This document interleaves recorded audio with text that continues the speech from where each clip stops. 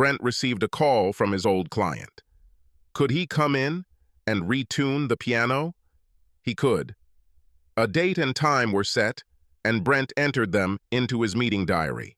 On the appointed day, Brent walked up to the Williams house and rang the doorbell.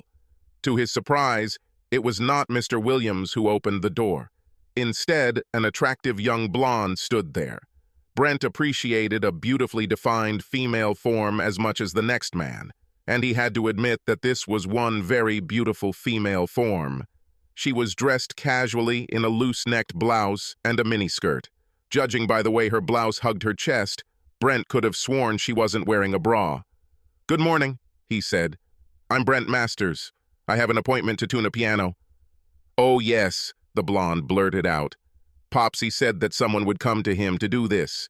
He wanted to be here himself to see you, but he had to leave. I'm Mrs. Williams, but you can call me Carly." Carly turned and headed into the house, followed by a slightly puzzled Brent. He couldn't help but notice how lovingly her skirt fitted, and if she was wearing panties, they certainly didn't leave any visible marks on the material. Now that he thought about it, he remembered that Mr. Williams had married again. Given that Mr. Williams was in his 50s and Carly was hardly in her 20s, Brent suspected that she was a trophy wife. With that face and figure, she was probably an experienced gold digger, too. Sitting down at the piano, Brent ran his hand over the keys, listening to the sounds. Not bad, he thought. There are a few rough edges, but overall everything is pretty good. Brent assumed that Carly would leave him to continue her work. He should have been disappointed. He was reaching for some tuning forks when she spoke to him. "How do you know that the sounds are wrong?" As Brent turned to answer, he saw Carly leaning over the piano. His idle thoughts about her lack of a bra were answered on the spot. The loose neckline of the blouse gaped. Carly's braless jewelry was on full display. Brent took a deep breath and kept his eyes on Carly's face. After all, she was a customer. I compare the sound each note makes with my tuning forks if I'm not sure. I can usually tell by simply pressing a key. I have very acute hearing, but I really need silence while I'm doing the testing." "Certainly. You go straight ahead." "I just love watching an expert at work," Carly said. It wasn't what she said, Brent decided, but how she said it. "And there's nothing you can do about it or you'll end up looking like a fool." He took a deep breath and got to work. It was hell. Every time he wanted silence, Carly bombarded him with questions. She was constantly moving. She leaned over to look at his tools as her blouse fell open, showing off her assets. She leaned over the edge of the piano while her blouse was open and exposed her breasts. Standing on tiptoe and trying to look behind the piano, she somehow managed to unbutton her blouse and expose her femininity. The first time Brent was willing to concede may have been an accident. The same could happen with the second, and even the third. But there was no way the constant barrage of exposed breasts could be anything other than intentional. Carly was deliberately teasing him. Glancing briefly at her face in the mirror as she passed behind him, he saw the open mockery on her face. She had fun, arousing herself by showing her tits to a guy, knowing that he couldn't do anything about it.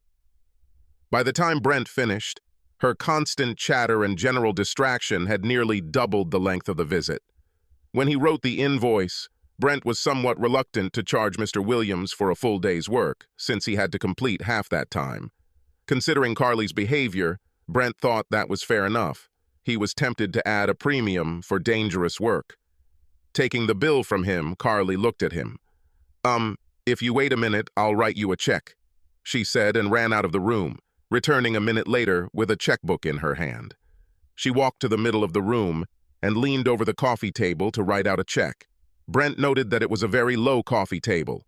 Most people who would use it for recording would either be sitting or crouching rather than just bending over. They especially wouldn't turn their back to the man in the room and lean that far while wearing a miniskirt. Plus a flirty skirt. Of course, if they wanted to show you what was under your skirt, they could just do that. If Carly wanted to play games, then he would play games too. In the end, his work was finished. He casually moved closer to Carly and extended his hand down. Carly squealed and bolted upright, fighting his hand away. "Are you crazy?" she demanded. "What do you think you're doing?" Watching Carly try to adjust her clothes, Brent smiled. "If I were you, I wouldn't bother myself with this." Carly winced at this. "I wonder if she's gone too far." That was it, she realized when she saw Brent unzip his fly. "What do you think you're doing?" she asked again, staring at Brent, looking down and back to his face. "I intend to do it," Brent said. "Just where you want it, and don't say you don't know this." Carly looked at Brent a little nervously. He couldn't be serious, could he? He was a simple worker. She was the wife of a rich man. She couldn't afford to have sex with him. Brent reached under Carly's blouse and cupped her breast. "You've been showing me this for the last 2 hours," he stated. "Now it's time to act." Carly bit her lip but felt excitement wash over her. Brent was serious. He was going to use her, as if she were anyone. She lifted her skirt. Brent nodded with satisfaction. Taking Carly's blouse, he lifted it, and Carly automatically raised her hands to take it off. He was merciless, enjoying her reaction and pleading cries. He wasn't sure if she was begging him to stop or continue. Carly didn't know what she was begging for either. All she knew was that Brent was taking her, using her, regardless of her reaction. And at the same time, he drove her crazy. She heard herself screaming and pleading. She felt herself squirming under his control and knew she had to continue. Finally, having pulled herself together, Carly sat down. Brent was still there, standing and waiting. She looked at him. "You didn't sign this?" he said. Carly felt empty and looked where he pointed. Her checkbook was there. She hadn't even finished writing the check when things started to go wrong. Reaching out, she took the pen and signed. Brent took the check, nodded to her, and left. As Brent walked to his car, Mr. Williams pulled up.